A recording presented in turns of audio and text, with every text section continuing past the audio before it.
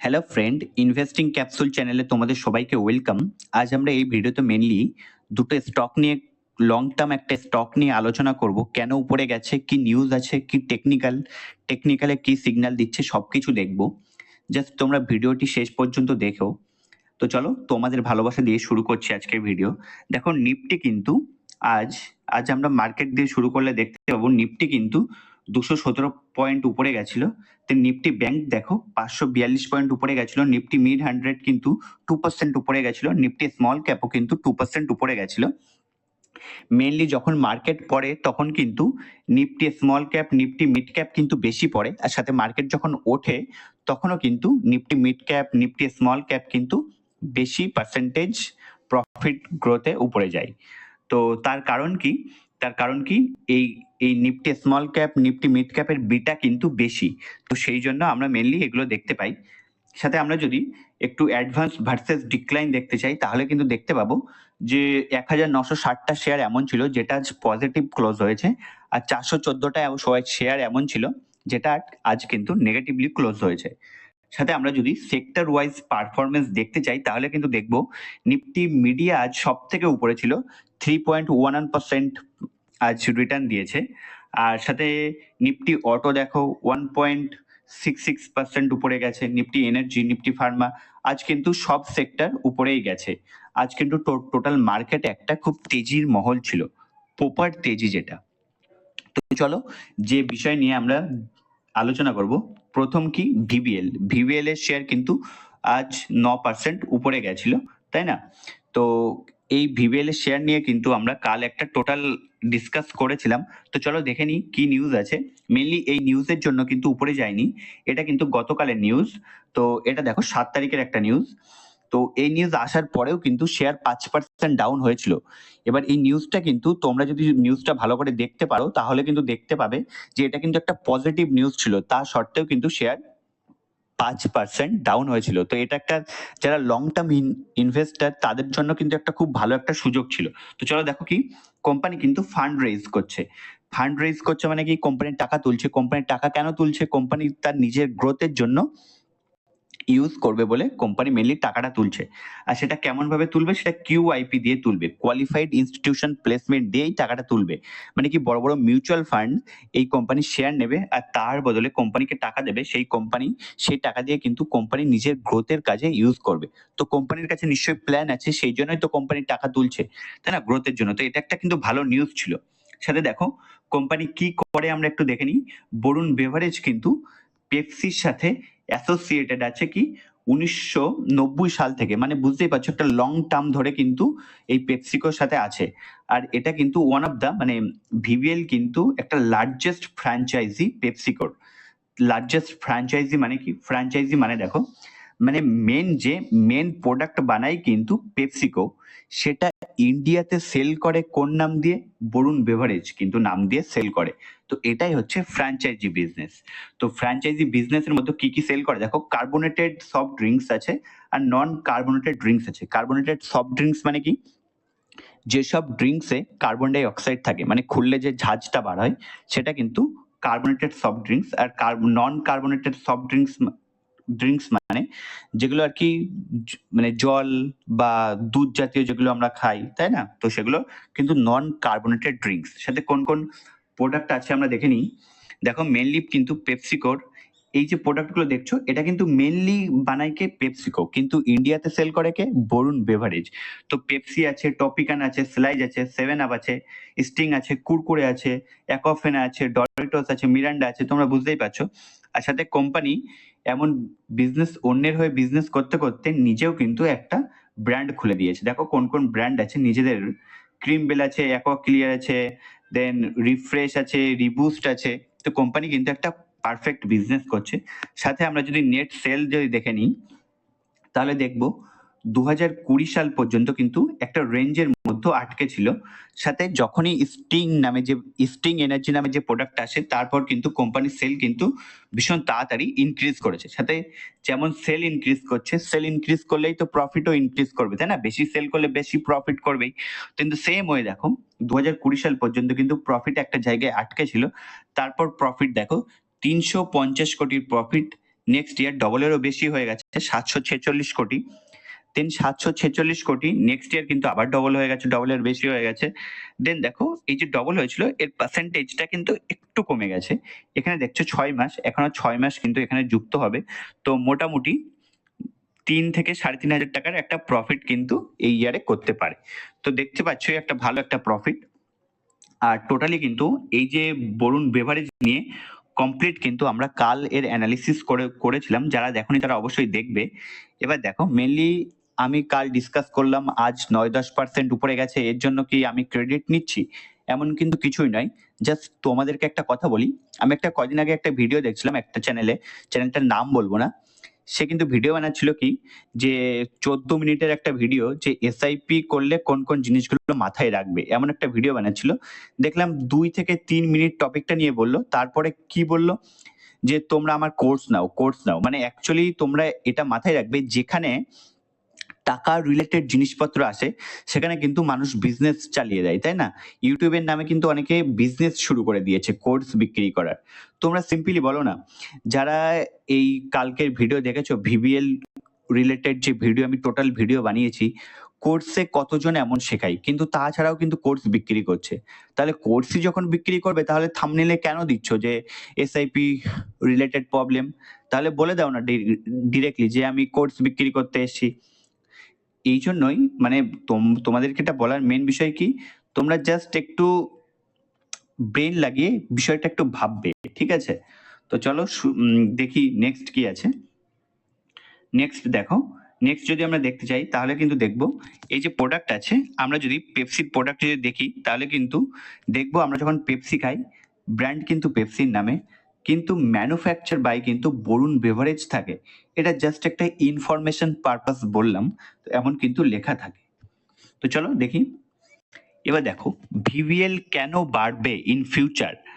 আমরা যদি ভিভিএল এর যে প্যারেন্ট কোম্পানি সেটা যদি দেখি, পেপসিকো যেটা আমেরিকায় লিস্ট আছে, সেটার কিন্তু লং টার্ম পারফরমেন্স দেখো খুব সুন্দর একটা গ্রোথ দিয়েছে, তাই না? লং টার্মে 1984 সালে এটা কিন্তু লিস্ট হয়েছিল, তারপর থেকে দেখো কনসিস্টেন্টলি কিন্তু রিটার্ন দিয়েছে।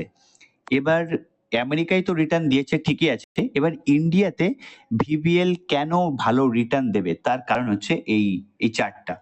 এটা দেখো, এটা যেটা দেখছো এটা কিন্তু পার ক্যাপিটা কনজাম্পশন, মানে কি একটা মানুষ এক বছরে কত কোল্ড ড্রিঙ্কস জাতীয় জিনিস খায়। তো সেটা যদি আমরা দেখি, সেটাতে আমরা দেখেছিলাম মেক্সিকো কিন্তু 634টা এমন কোল্ড ড্রিঙ্কস খায়, মানে প্রত্যেক বছরে একটা মানুষ। ইউনাইটেড স্টেট দেখো 618টা খায়, আর সেখানে ইন্ডিয়া খুবই কম খায়, দেখো মাত্র এক বছরে মাত্র 18টা কোল্ড ড্রিঙ্কস খায়। তো বুঝতেই পারছো কত কম। এবার অনেকে বলবে যে ইন্ডিয়া বেশি হেলথ কনসিয়াস, এই জন্য ইন্ডিয়া মোটেই হেলথ কনসিয়াস না। সব জায়গায় মানুষ একই রকম, ইন্ডিয়া আরো বেশি হেলথ কনসিয়াস না, তাই না? কারণ ইন্ডিয়ার মানুষের কাছে টাকা কম আছে, সেই জন্য টাকা খরচ করতে চায় না বলেই কম খাচ্ছে। এবার যখন দেখো মানুষের কাছে টাকা বাড়বে, তাই না? আর সাথে মানুষ যখন এখন এত রেস্টুরেন্টে গিয়ে খাচ্ছে, সাথে কোল্ড ড্রিঙ্কসও একটা, মানে যত আমেরিকার মানুষকে কপি করবে ইন্ডিয়ার মানুষ, তত কিন্তু এই কালচারটা কিন্তু আরো বাড়বে। সেটা হেলদি হোক আনহেলদি হোক এটা কিন্তু কোনো বিষয় না, কিন্তু এই যে মানে এই যে শো আপের কালচার যত বাড়বে এই জিনিসগুলো কিন্তু তত বাড়বে। তো ভিবিএল এর ইন্ডিয়াতে গ্রোথ হওয়া কিন্তু ম্যান্ডেটারি, মানে গ্রোথ হবেই। এইসব কোম্পানিতে ইনভেস্টার কিন্তু বেশি রিসার্চ করে না, কারণ এগুলো বাউন্ড টু গ্রো, মানে গ্রো হবে ইন্ডিয়াতে, তাই না? সাথে দেখো আমরা যদি কোম্পানির চার্ট দেখে থাকি, আমরা কিন্তু এই যে চার্টটা আমরা কিন্তু কালকে দেখেছিলাম, এটা কিন্তু ওয়ার্ল্ড টাইম হাই থেকে 20% ডিসকাউন্টে ছিল কাল। এটা কালকে চার্ট দেখছি, তার কারণ দেখো কেন আমি কালকে এই কভারটা করেছিলাম। দেখো এই যে লাইনটা দেখছো, এই লাইনটা থেকে কিন্তু কোম্পানি সাপোর্ট পাচ্ছে, তাই না? দেখো এখান থেকে তেজি নিয়েছে, দেন আবার এসে এই লাইনে, তেজি এই লাইনে এসছে, দেন তেজি এসে এই লাইনে এসছে, তেজি এসে এই লাইনে এসছে, এই লাইন থেকে কিন্তু সাপোর্ট হিসেবে আবার উপরে যেতে শুরু করেছে। তো বুঝতেই পারছো এইসব শেয়ারগুলোতে বললাম না ইনভেস্টার বেশি ভাবে না, এইসব শেয়ারগুলোতে মোটা টাকা ইনভেস্ট করার মতো একটা শেয়ার, যত পড়বে ততই কেনার মতো একটা শেয়ার। নেক্সট কোম্পানি আমরা দেখি Bajaj housing finance. Bajaj housing finance কিন্তু আজ 10% উপরে গেছে, কাল দেখলে 10%-এর লোয়ার সার্কিট লেগেছিল, আজ 10%-এর আপার সার্কিট লেগেছে। কাল যে শেয়ারটা খারাপ ছিল আজ হঠাৎ করে সেই শেয়ারটা ভালো হয়ে গেছে। তো কেন, এই বিষয়ে কিন্তু আমরা একটা সম্পূর্ণ আলোচনা করেছিলাম, যারা দেখোনি তারা দেখবে অবশ্যই। তো চলো আমরা দেখে নিই কোম্পানির মার্কেট লিডারশিপ। দেখো আমরা কিন্তু কাল এটা ডিসকাস সম্পূর্ণ কমপ্লিটলি এটা ডিসকাস করেছিলাম। বাজাজ ফাইন্যান্স দেখো second largest housing finance company, আর সেটা মাত্র 7 বছর বিজনেস শুরু করার মধ্যেই কিন্তু এ সেকেন্ড লার্জেস্ট কোম্পানি হয়ে গেছে অলরেডি। আর সাথে দেখো 8 নম্বর লার্জেস্ট এনবিএফসি হয়ে গেছে AUM এর দিক থেকে, অ্যাসেট আন্ডার ম্যানেজমেন্টের দিক থেকে কিন্তু, মানে কত টাকা ম্যানেজ করছে সেই দিক থেকে কিন্তু অলরেডি 8 নম্বরে এসে গেছে। আর second most profitable housing finance কোম্পানিও কিন্তু হয়ে গেছে। তার কারণ কি? তার কারণ ম্যানেজমেন্ট। আমরা দেখেছিলাম, আর আমরা যেটা ওয়ান শিট অ্যানালিসিস করে সেটাও দেখেছিলাম, যে যতগুলো কোম্পানি সেম বিজনেস করছে তার থেকে কিন্তু সব থেকে বাজাজ ফাইন্যান্সের সেল, এখানে দেখো এই সেল কিন্তু বাজাজ ফাইন্যান্সের সব থেকে বেশি। 1 নম্বরে কিন্তু বাজাজ ফাইন্যান্স আছে, আর 2 নম্বরে কি আছে? Home first finance. যেহেতু কোম্পানির সেল বেশি সেহেতু কোম্পানির প্রফিটও বেশি হবে। সিম্পল কথা, সেল বেশি করলে প্রফিটও বেশি করবে। তো 3 বছরের প্রফিট দেখো 56%, সব থেকে বেশি কিন্তু বাজাজ ফাইন্যান্সের। দেন সেকেন্ড নম্বরে কে আছে দেখো, হোম ফার্স্ট ফাইন্যান্স। এটাও একটা ভালো কোম্পানি, স্মল ক্যাপ ভালো কোম্পানি। তো দেখছোই সব থেকে বেশি প্রফিট করছে কে? Bajaj finance. Bajaj housing finance সব থেকে সেল করছে কে? Bajaj housing finance. তো সেম ওয়েতে পিও বেশি থাকা উচিত, তাই না? এবার একটা ইন্টারেস্টিং জিনিস দেখো, তোমাদেরকে আমি বলি যে শেয়ার হোল্ডিং প্যাটার্ন দেখো, কোম্পানির প্রোমোটারের কাছে কিন্তু 88% আছে, মানে সব থেকে বেশি আছে। দেন এফআইআই এর কাছে আছে মাত্র 2%, ডিআই এর কাছে আছে মাত্র 2.5%, পাবলিকের কাছে আছে এদের থেকে বেশি 6 থেকে 7%। এবার দেখো মেনলি বিষয়টা ভালো করে শুনবে, যখন এফআইআই বা ডিআইআই এই জনের, মানে এই দুইজনের শেয়ার কিনতে হবে, তো কাদের কাছ থেকে কিনবে? নিশ্চয়ই এই কোম্পানির যে মালিক এরা তো শেয়ার বিক্রি করবে না, তাই না?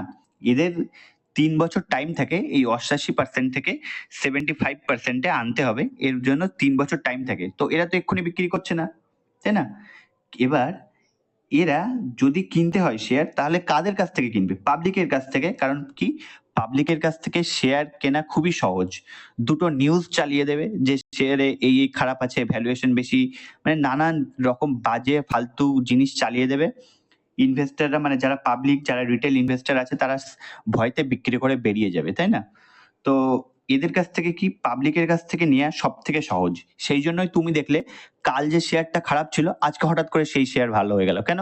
কোম্পানি তো সেম আছে, ম্যানেজমেন্ট সেম, বিজনেস সেম করছে, তাহলে কাল খারাপ আজ ভালো কেন? তার কারণ কি?